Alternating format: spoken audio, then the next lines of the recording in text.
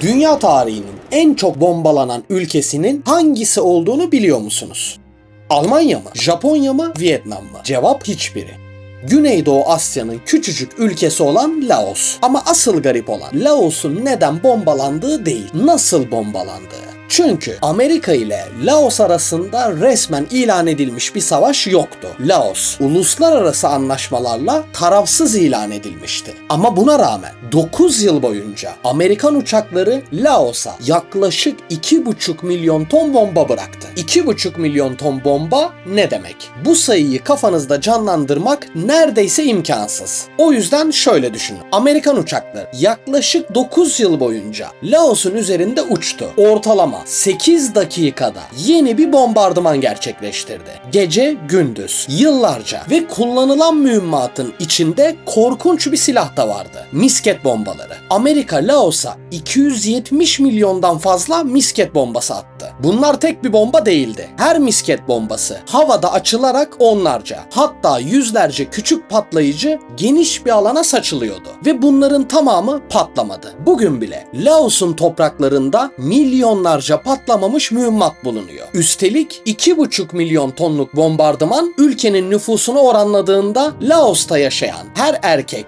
kadın ve çocuk için yaklaşık 1 ton bomba anlamına geliyordu. Yani kabaca ülkedeki her insanın üzerinde bir araba ağırlığında patlayıcı bırakılmış gibiydi. Ve bütün bunlar birbirine resmen savaş ilan etmemiş iki ülke arasında yaşandı. Üstelik bombardımanın büyük bölümü kamuoyundan gizlendi. Tarihe gizli savaş olarak geçecek şey İşte böyle başladı. Fakat savaş bittiğinde hikaye bitmedi. Çünkü bombaların hepsi patlamadı. Savaş bitti, uçaklar gitti, bombalar sustu. Ama Laos için savaş tamamen bitmedi. Çünkü bugün bile o topraklarda yarım asır önce bırakılmış mühimmatlar insanları öldürmeye ve yaralamaya devam ediyor. Peki Amerika, tarafsız bir ülkeyi neden 9 yıl boyunca böylesine yoğun bir şekilde bombaladı? Ve nasıl oldu da Laos dünya tarihinin en çok bombalanmış ülkesi haline geldi? Hazırsanız başlayalım.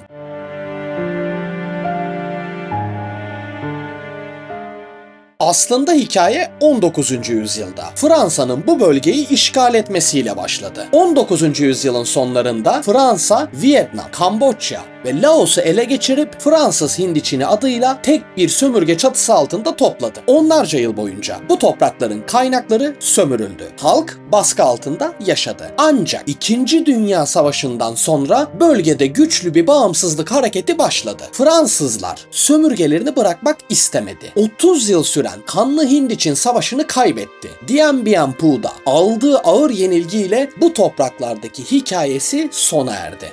Taraf ülkeler barış şartlarını görüşmek için Cenevre'de bir masaya oturdu. Vietnam ikiye bölündü. Kuzeyde komünistler, güneyde batı yanlısı bir yönetim. Fakat masadaki en kritik belirsizlik Laos'un geleceğiydi. Laos stratejik olarak Kuzey Vietnam ile Güney Vietnam'ın tam ortasında duruyordu. Ve ülkede hem kraliyet yanlıları hem de komünist gerillalar kontrolü ele geçirmek istiyordu. Cenevre'deki güçler Laos'u çatışmanın dışında tutmak için ülkeyi bağımsız ilan edip masadan kalktılar. Fakat bu sırada Amerika Birleşik Devletleri komünizmi tüm Güneydoğu Asya'yı bir domino taşı gibi devirmesinden korkuyordu. Kuzey Vietnam ise kendi savaşını kazanmak için Laos'un topraklarına ihtiyaç duyuyordu. Laos kendi savaşını bile seçmeden başkalarının savaşının tam ortasına düşmüştü. 1962'de 14 ülke bir kez daha Cenevre'de toplandı ve tarihe geçecek bir karar aldılar. Laos resmen tarafsız ilan edildi. Anlaşmaya göre bu topraklarda hiçbir yabancı asker bulunmayacaktı. Ne Amerikan, ne Kuzey Vietnamlı, kimse. Kağıt üzerinde mükemmel bir barıştı. Ama Kuzey Vietnam için bu anlaşma sadece zaman kazandıran bir formaliteydi. Askerlerini geri çekmediler. Sadece ormanların derinliklerine gizlediler. Ve Amerika tarafından da hikaye farklı işlemedi. Sadece yöntem değişti. Kuzey Vietnam'ın hayati bir sorunu vardı. Güneydeki komünist gerillalar binlerce ton mühimmat, yiyecek ve asker taşımak zorundaydı. Ancak doğrudan Güney Vietnam sınırına geçmek imkansızdı. Orası Amerikan birlikleri ve ağır savunma hatlarıyla doluydu. Çözümü haritanın kenarında, Laos topraklarında buldular. Laos'un doğu sınırı boyunca uzanan, geçit vermez, balta girmemiş ormanlarla kaplı devasa bir dağ şeridi. İşte burada tarihin en karmaşık lojistik ağı inşa edilmeye başladı. Burası sadece basit bir politika değildi. Yüzlerce kilometrelik, birbirine bağlanan gizli yollar, yeraltı cephanelikleri, kamufle edilmiş köprüler ve asker dinlenme kamplarından oluşan devasa bir labirentti. Gündüzleri yoğun ağaç yaprakları altında gizlenen Kuzey Vietnam konvoyları, geceleri binlerce kamyonla güneye ikmal taşıyordu. Amerikan istihbaratı bunu fark ettiğinde acı bir gerçekle yüzleşti. Vietnam'daki savaşı kazanmanın yolu aslında Vietnam'ın dışında, Laos'un içinden geçiyordu. Ancak ortada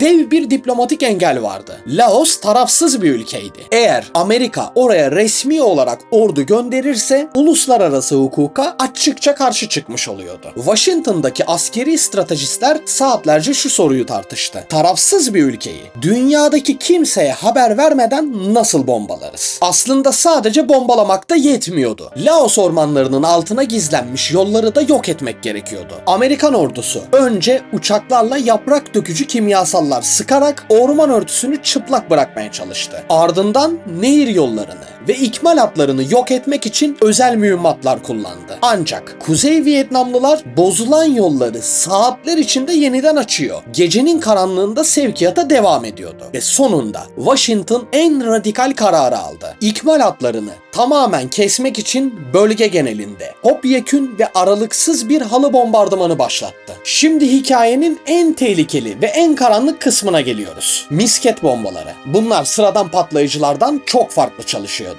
Her bir dev ana bomba havada patlayarak içinden yüzlerce küçük alt mühimmat saçan bir kap gibiydi. Boyutları bir portakal ya da bir tenis topu kadardı. Bazıları canlı sarı renkteydi. Bazıları silindirik, bazıları yuvarlaktı. İşte tam burada savaşın en acımasız yanı ortaya çıktı. Çünkü bu küçük garip görünümlü nesneler orman tabanında veya tarlada bir oyuncağı andırıyordu. Çocukların merakını çekecek şekilde tasarlanmış gibi duruyordu. Atılan bombaların %30'u yumuşak toprağa veya ağaç dallarına çarptığı için patlamadı. Sadece bekledi. Toprağın birkaç santim altında sık otların arasında, bir nehir kıyısında, bir pirinç tarlasında bekledi ve savaş bittikten sonra bile orada kalmaya devam etti. Bugün aradan 50 yılı aşkın bir süre geçti ama hala Laos topraklarında patlamamış milyonlarca bomba bulunuyor. Toprağın altındaki ısı veya hafif bir temas 50 yıl önce düşmüş bir bombayı o an patlatabiliyor. Ve bu görünmez savaşın kurbanlarının büyük bir çoğunluğu o savaşı hiç görmemiş insanlardı. Savaş bittiğinde henüz doğmamış olan masum çocuklardı.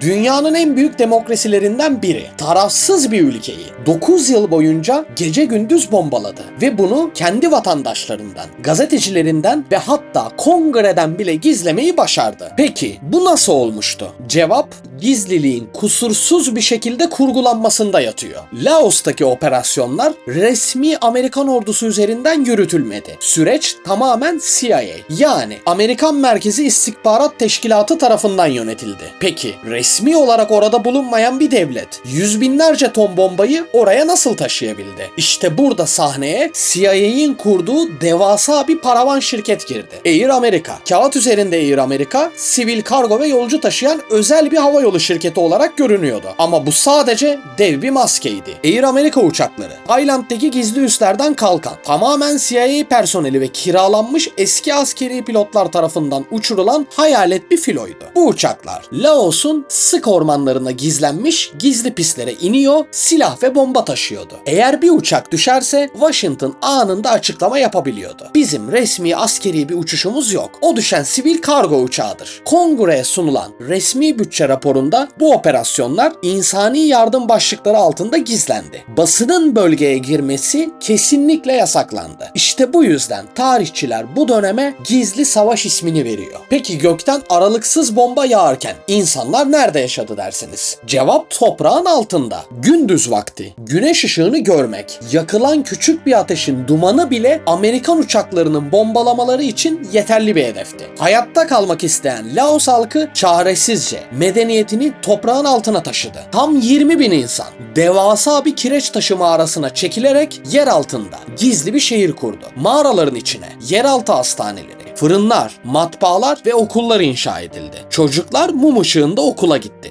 Doktorlar gaz lambaları altında ameliyatlar yaptı. İnsanlar sadece geceleri uçakların görüş açısı düştüğünde tarlalarından çıkıp ekim yapabildi. Güneş ışığını görmek doğrudan ölüm anlamına geliyordu. 9 yıl boyunca koca bir halk adeta birer köstebek gibi yer altında yaşamak zorunda kaldı. 1973'te uçaklar çekildi. Bombalar sustu. Savaş bitti sanıldı. Ama Laos için gerçek anlamda hiçbir şey bitmemişti. Toprağın altına gömülü olan milyonlarca patlamamış mühimmat sessiz birer nöbetçi gibi bekliyordu. Uzmanlar mevcut temizlik hızıyla gidilirse Laos topraklarının tamamen güvenli hale gelmesinin en az 100 yıl süreceğini söylüyor. Yani bir asır. İşte tam burada tarihin en trajik ironilerinden biri yaşanıyor. Laos halkı kendilerini sakat bırakan bu bombalarla yaşamayı bir şekilde öğrenmek zorunda kaldı. Sadece öğrenmekle kalmadı. Fakirliğin çaresizliğiyle o bombaları günlük hayatlarının bir parçasına dönüştürdüler. Eğer bugün Laos'un köylerine giderseniz tüyler ürpertici manzaralarla karşılaşırsınız. Tarihin en çok bombalanan insanları bugün evlerinin direklerini Amerikan bombalarının dev kovanlarından yapıyor. Bahçe çitleri patlamamış dev bomba gövdelerinden örülüyor. Köylüler nehirlerde balık tutmak için kullanılan kayıkları